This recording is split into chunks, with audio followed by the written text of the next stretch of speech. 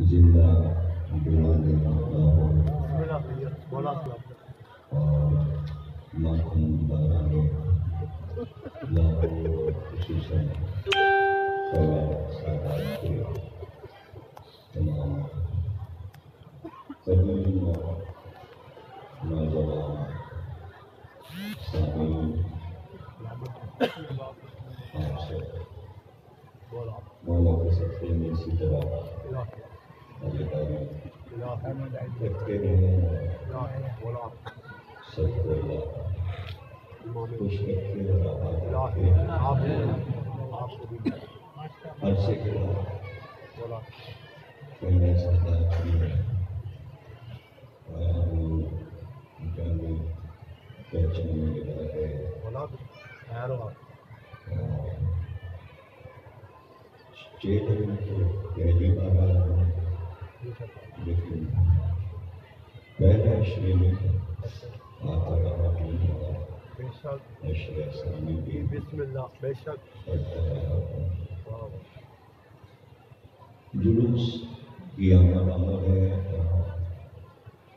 جلوس اور مجلس کا اختتام تقریباً دونوں ایک ساتھ ہی ہوں گے جیسے شب عاشور کا جلوس پہلے سادات میں آتا ہے اور وہ میں عرصے تک پڑھتا رہا ہوں اسی طرح یہ شب چیلن کا جلوس بھی چل چکا ہے اور جلوس تقریباً قریب پہنچنے والا ہے امام والے سے اس لیے جس وقت تک بھی گفتگو ہوگی گفتگو ظاہر ہے کہ آپ کے معرفتوں کے مطابق ہی بات کرتے ہیں اور وہ یہ ہے کہ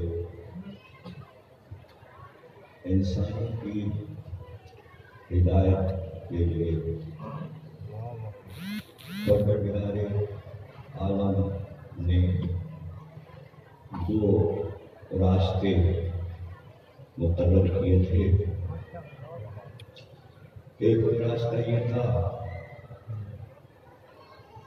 کہ پوری کائنات کا کنٹرول اور ہدایت اللہ اپنے پاس رکھے اور فرشتوں کے ذریعے اس نظام کو چلایا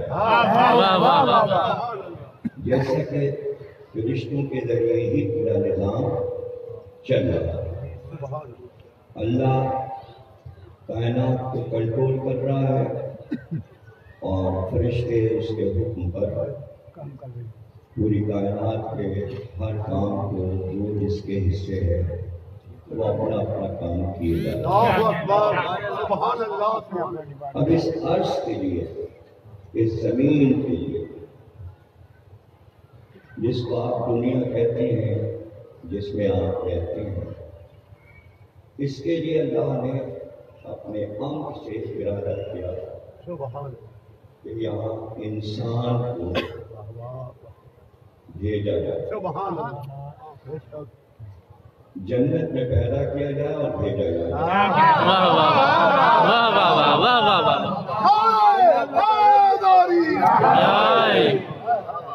تو پہلے اس نے اعلان کر دیا زمین پر عرش ایک اپنا نائب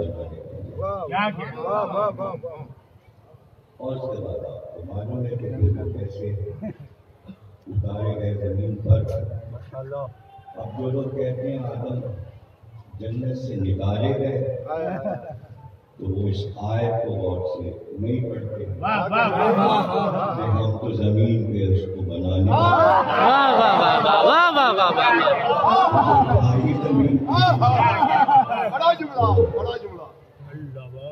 سوچنے اور سمجھنے کی بات ہے کہ ہدایت اس نے انبیاء پر رکھی اور کہا تم ان انسانوں کی ہدایت کرو اس نظام کو ہم تمہارے ہاتھ میں دے رہے ہیں، لیکن ہم دے رہے ہیں، تم خود نہیں دے رہے۔ ہادی ہم ہی بنائیں گے، انتخاب ہم ہی کریں گے، چنیں گے ہم۔ تو تاریخ انبیاء گواہ ہے کہ آدم سے خاتم تک تمام انتخاب اللہ کا تھا۔ ہدایت کا انتخاب اللہ نے بندوں کے ہاتھ میں نہیں دیا،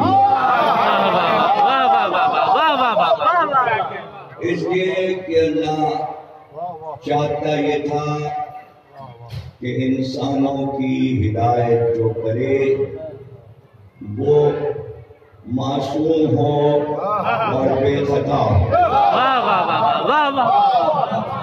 اس میں بات یہ تھا کہ سکھانے والا اگر باعظمت نہیں ہے تو عوام اس سے ہدایت لیتے ہوئے یہ کہہ سکتے ہیں کہ جو بات تم ہمیں بتانا چاہ رہے ہو یہ تم میں خود موجود ہے۔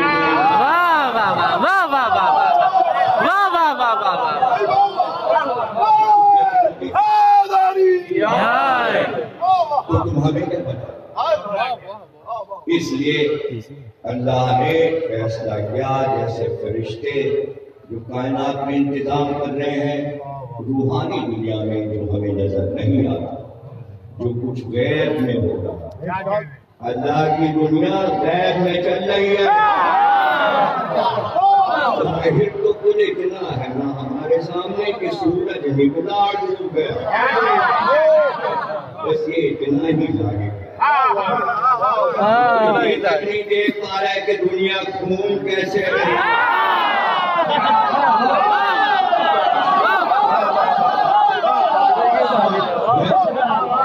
برسوں تک تو یہ سمجھتے رہے انسان کہ سورج چل رہا ہے، تو کیسے آہستہ آہستہ علم آنا شروع ہوا، جیسے جیسے انبیاء آتے رہے۔ یہ تو نہیں تھا کہ آدم شروع میں ہی وہ سب کچھ بتا دیتے جو خاتم کو بتانا تھا، جس کے حصے کا جو تھا اتنا ہی سکھانا تھا۔ اس لیے کہ یہ بھی بتانا تھا کہ شعور انسانی اچانک نہیں آتا، بلکہ بتدریج، ترقی و ترقی، زینہ و زینہ۔ اب یہ بتاؤ، اب یہ بتاؤ، اب یہ بتاؤ، اب یہ بتاؤ۔ یعنی ایسی مثال ہے کہ جس زمانے میں جو ذہن کی سطح ہو اس کے مطابق سبق دیا ہے۔ ایسا نہیں ہوتا کہ پہلی کلاس میں ہی پی ایچ ڈی پڑھا نہیں ہوتا کہ دوسری کلاس میں ایم اے اور ایم ایس سی پڑھا۔ شعور انسانی کے مطابق تعلیم دی جاتی ہے۔ بے شک اگر صرف روشنی کے ذریعے آپ سمجھنا چاہیں کہ جس روشنی کی جب ضرورت تھی تو وہ اسی طرح ترقی کرتی رہی۔ ظاہر ہے کہ آفتاب نکلتا تھا، دن پر روشن رہتا اور پھر اندھیری رات آ جاتی تھی، تو انسان پریشان ہوتا تھا کہ یہ رات آ گئی اب تو کچھ نظر نہیں۔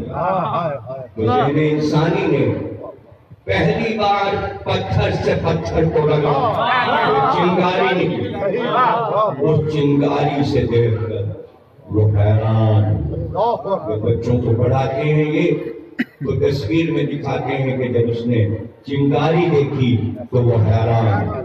تو یہیں سے سمجھ جائیے کہ علم کی منزل پر حیرانی ہے، علم کی منزل پر حیرانی ہے۔ کوئی اگر یہ سمجھ رہا ہے کہ فلاں علم ہم کو سمجھ میں آ گیا تو وہ احمق ہے دنیا کا انسان، اس لیے کہ فوراً وہ علم سمجھ میں نہیں آتا۔ پہلے حیرانی ہوتی ہے کہ یہ ہے کیا، علم معجزہ ہے، اگر معجزہ سمجھ میں آ جائے تو دنیا دکھانے نہ لگے۔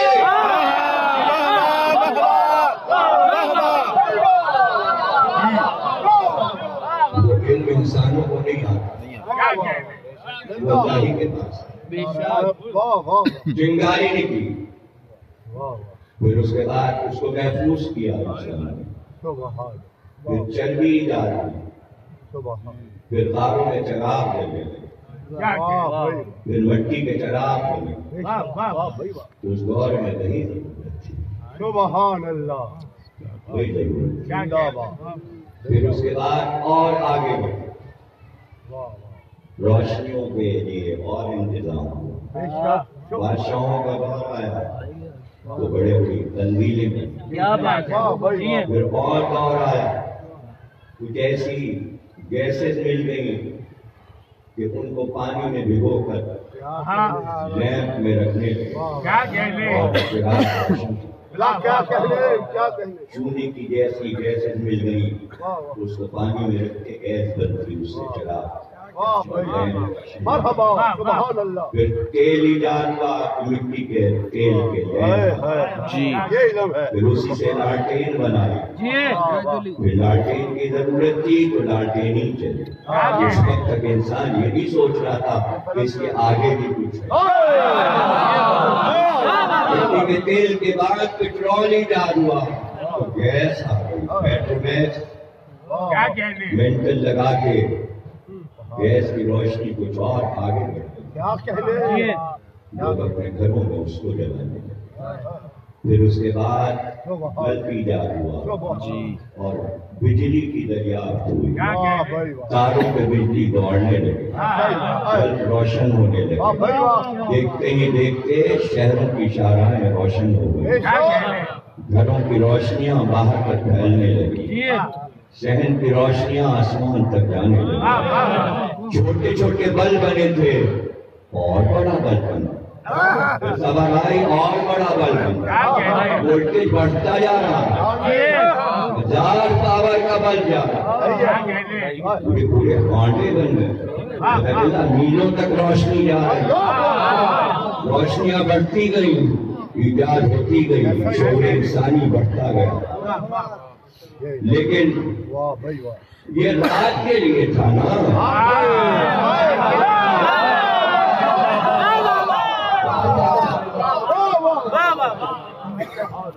رات کی تنہائی میں علی آدھی رات کو چل کے وہ تو موبائل نے دیکھ لیا تھا، ادھر جا رہے ہیں اندھیروں میں، پیچھے پیچھے چلا، اندھیرے میں مڑ کے نہیں دیکھا، قدموں کی چاک سے کمیل کو پیچھے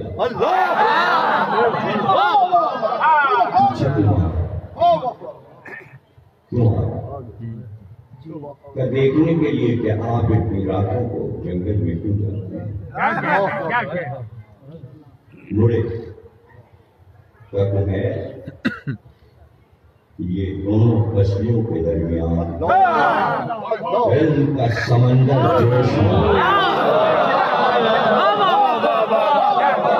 علم کا سمندر جوش مارا، تو میں نے کہا اس میں سے کچھ ہم کو نہیں ملے گا، کیسی بات ہے؟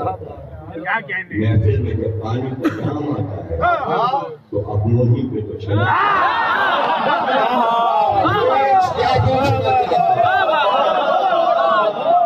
یہ بتانے والا تو ہوتا ہی بڑا ہے، اس کا تو کوئی جواب ہی نہیں ہوتا، لیکن ضروری ہے کہ پوچھنے والا بھی جینیس ہو، ذہین ہو،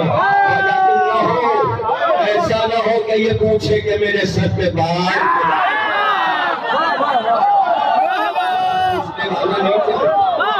کیا کہنے، اللہ ایمان، اللہ قرآن، نبی کی جان، بامن کی پہچان، جس کا نام لینا کئی ساحت میں قرآن، نعرہ لگے گا قبلہ کی صحت و سلامتی کے لیے، باہر والے اندر والے پنجہ کھول کے اچھا بول کے نعرہ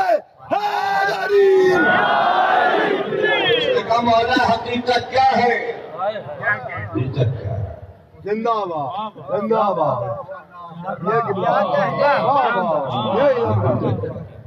خطبہ شروع کیا وہ کہ موجود ہے.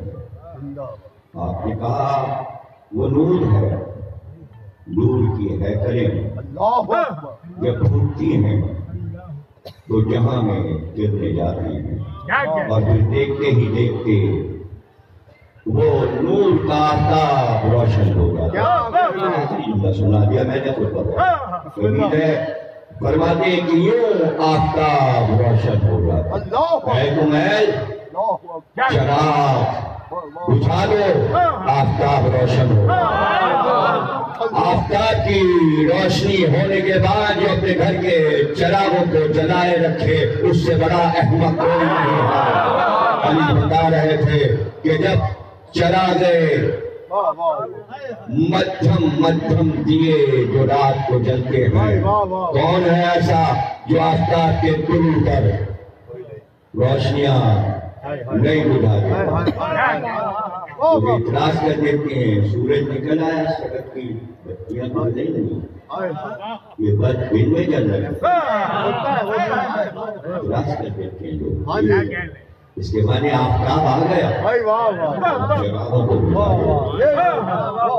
نبی نے کہا آفتاب روشن ہو چکا. وہ کون ہے جو دیے جلائے بیٹھے؟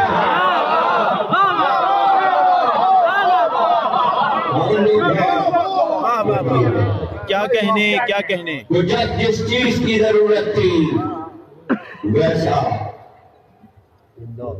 سکھانے والا دے دیا گیا. سلامت رہے. آغاز ہو رہا تھا تو اب آدم کی ضرورت تھی. شعور انسانی بڑھا کہ شریعت کو سمجھ سکے.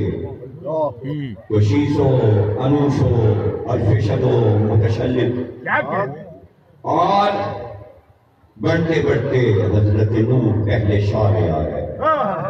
اس دور میں نوح کی ضرورت تھی اور انسانیت بڑھی. طوفان کے بعد دوبارہ زمین وسیع، شعور انسانی بلند ہوا. اب ابراہیم کی ضرورت تھی، اس لیے ابراہیم آ گئے.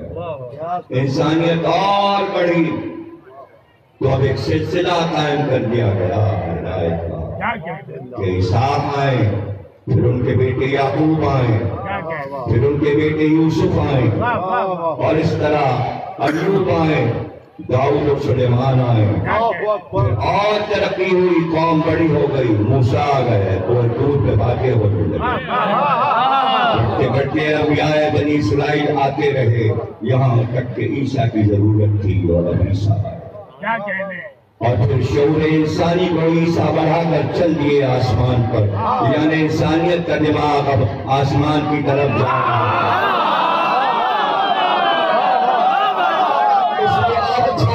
کی ضرورت تھی. اب شعور انسانی اتنا بلند ہو گیا کہ اب خاتم آئے. اب میں میر تکی میر کشید پڑھ رہا ہوں. بس میں آئے اتنا تو میر نے دیکھا، پھر اس کے بعد چراغوں میں روشنی.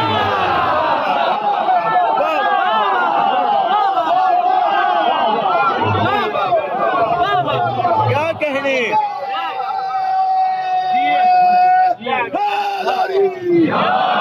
سراج منیر.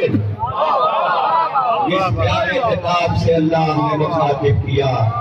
آپ تو سراج منیر، سراج منیر روشن کھلا ہوا منور آفتاب میں.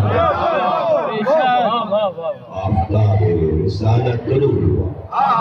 قدرت آواز دی والشمس شمس کے ساتھ لفظ ضحیٰ رکھا. یہ نہیں کہا کہ صرف شمس طلوع ہوا، بلکہ کہا مجھے تو اس سورج کی قسم. اور اس بھائی جب سورج کی قسم کھا رہا ہے تو روشن تو ہے، لیکن ضحیٰ نے کہا کہ سورج کی قسم اور اس کی روشنی کی قسم. کی قسم بھی کھائی اور روشنی جو پھیل رہی ہے اس کی بھی قسم کھائی۔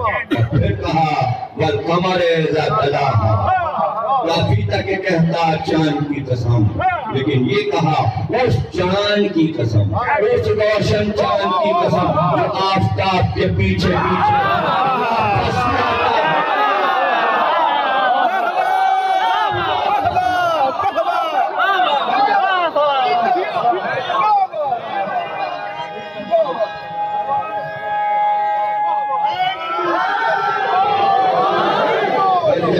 امام جعفر صادق صلی اللہ علیہ وسلم کہ شمس مراد ذات رسالت ہے، روشنی اس کی زہرا ہے، قمر سے مراد علی ہے کہ جو پیچھے پیچھے آفتاب کے چاند آتا ہے۔ کیا کہنے؟ نے کہا تھا بیر ضبط آداب و رسول فیضت بادش نبی امام معصوم، زیجمہ چکرسی باز برق آئی، مہ جائے نشین مہر باشد نہ کہ نجوم۔ اگر تم دین میں دینی باتوں اور آداب اور رسوم اور قیود اور شریعت کو قائم رکھنا چاہتے ہو تو اس کی پہلی شرط یہ ہے کہ نبی کے بعد معصوم آئے، معصوم آئے، تب آداب شریعت اور فقہ باقی رہے گی۔ اس لیے کہ کیا تم یہ نہیں دیکھتے کہ جب سورج چھپ جاتا ہے تو ستارے جانشین نہیں بنتے؟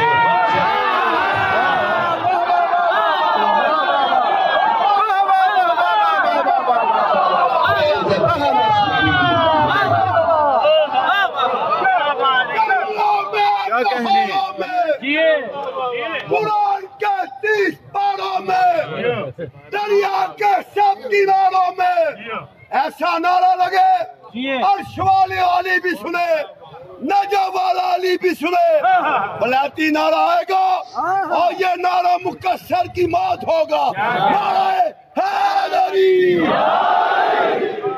پاکستان کی تعمیر تھی، ہندوستان کے ہر شہر میں بڑے بڑے جلسے مسلم لیگ کے ہو رہے تھے اور سب یہ چاہتے تھے کہ جان لگا کر پاکستان بنا دیا جائے، اور ایسے میں اس شہر میں قائد اعظم اتر پڑتے لاکھوں کا مجمع۔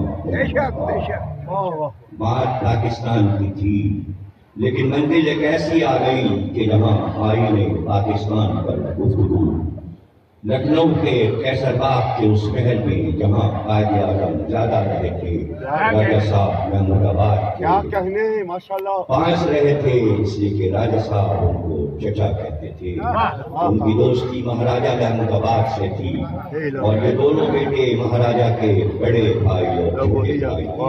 بڑے راجہ کہلاتے تھے، چھوٹے راجکمار کہلاتے۔ بڑے بھائی پاکستان آئے، چھوٹے ہندوستان میں ہی رہے۔ تو اس وقت مہاراج کمار جو چھوٹے بھائی تھے انہوں نے ایک طویل خط انگلش میں لکھ کر قائد اعظم کو دیا تھا، اور اس میں انہوں نے قائد اعظم سے یہ بات پوچھی تھی، وہ خط بھی چھپ چکا ہے اور وہ گفتگو بھی قائد اعظم کی تمام انگریزی کتابوں میں بھی موجود ہے اور کہیں کہیں اردو میں بھی آپ کو اس کے حوالے مل جائیں گے۔ میں کہوں گا کہ علم کی منزل پر حیرانی ہے، جب کوئی نئی بات کسی کو معلوم ہوتی ہے تو وہ حیران ہوتا ہے، جب اس کی عقل میں نہیں آتا تو پہلے وہ جھٹلانے کی کوشش کرتا ہے۔ اسی طرح انبیاء پہلے جھٹلائے گئے، ایمان بانٹ دے رہا جھٹلایا منزل پر حیرانی ہے۔ حیرانی اگر راہ دکھا دے تو بہت اچھا ہے، لیکن اگر وہ حیرانی گمراہ کر دے تو راستے بدل جاتے ہیں۔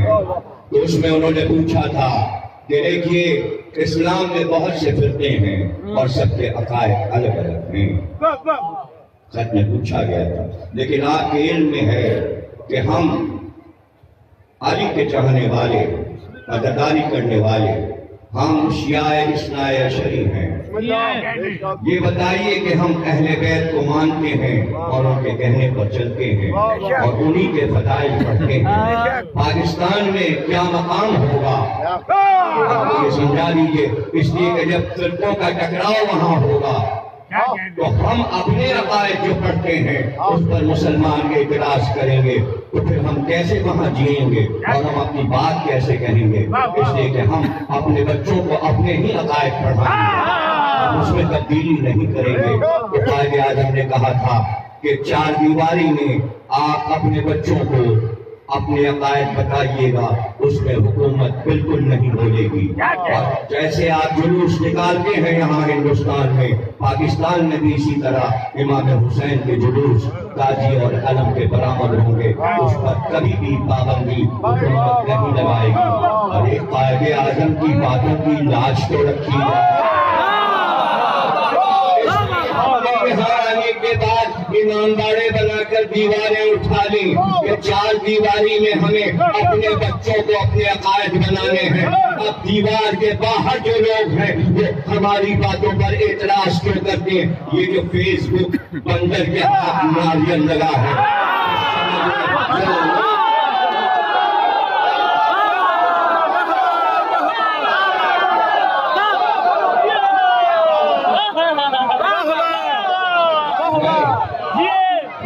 چکی ہے لیکن موجود ہے۔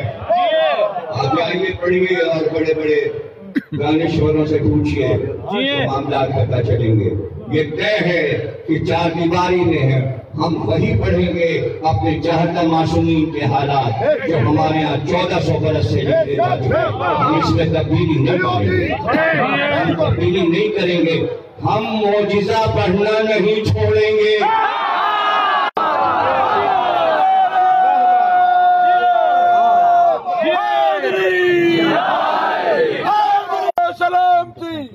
قائد ملت ازا حضرت علامہ ڈاکٹر ضمیر اختر نقوی نعرہ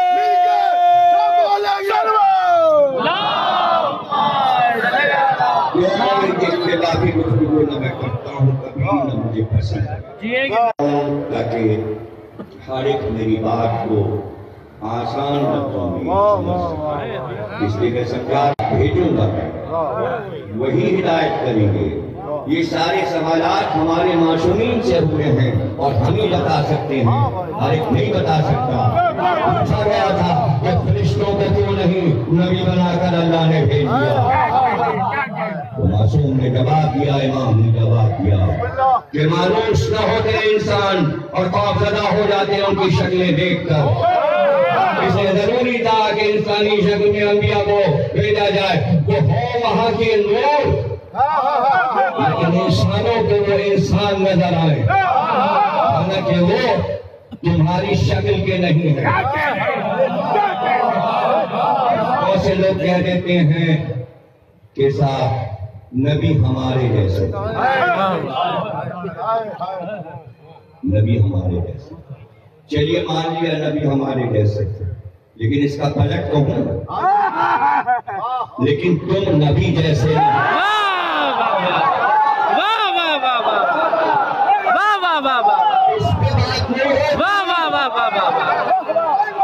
انسان نبی جیسا ہو سکتا ہے؟ نہیں ہو سکتا۔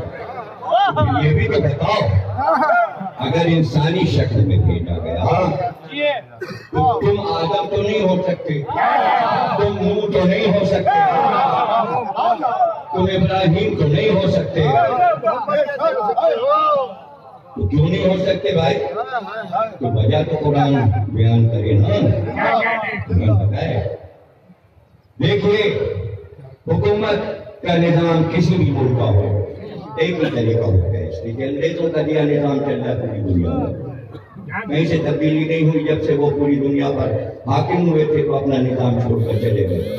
نہ امریکہ بدل سکا اپنا نظام، اس لیے کہ امریکہ بھی غلام تھا انگریزوں کا۔ پورا یورپ، پورا ایشیا، جہاں جہاں انگریزی حکومت کا سورج شروع ہوتا تھا وہ اپنا نظام چھوڑ گئے، چاہے وہ عدلیہ کا نظام ہو یا جمہوریت کا نظام ہو یا پولیس کا نظام ہو یا فوج کا نظام ہو، سب انگریزوں کے دیے ہی کپڑے ہیں، وہی طریقہ کار ہے، ویسے ہی اسٹار ہیں، ویسے ہی بلیے ہیں، ویسے ہی تمغے ہیں، اسی طرح کی سب نشانیاں ہیں۔ تو اب اس نظام میں جو ہمارے پاکستان کا نظام ہے، ظاہر ہے کہ محکمے الگ الگ ہیں اور آپ کو محکموں سے کام پڑتا ہے، ضرورت پڑتی ہے، سب تو سارے انسان کو ایک طریقے ہیں۔ آپ کیسے پہچانیں گے کہ اب ہمارا کام کسٹم کا ہے، کسٹم کے آدمی سے ملنا ہے، اب ہمارا کام پولیس سے ہے، ہمیں ایس ایچ او صاحب سے ملنا ہے، تھانیدار صاحب سے ملنا ہے، آئی جی صاحب سے ملنا ہے، ڈی آئی جی سے ملنا ہے، ہمیں رینجرز کے کسی آفیسر سے ملنا ہے، ہمیں فوج کے کسی بڑے رینک کے آفیسر سے ملنا ہے، میجر سے ملنا ہے، کیپٹن سے لے کر میجر تک، ونگ کمانڈر تک، بریگیڈیئر تک، ہمیں جمہوریت کے کسی آدمی سے ملنا ہے، کسی منسٹر سے ملنا ہے۔ تو جب آپ ہر محکموں کے پاس جائیں گے، ٹکٹ لینے جانا ہے صاحب یہ آئیے، تو میں کیا آئیے کہ آفیسر سے بھی مل جائے بات۔ اس لیے حکومت یہ تھوڑی آپ سوچتے پھریں گے آپ کی آئیے کیا آدمی ہے، آپ پولیس کیا آدمی ہے، آپ فوج کیا آدمی ہے۔ اس لیے حکومت نے نشان بنائے کہ آپ دیکھ کے پہچان لیتے ہیں یہ کسٹم کا ہے،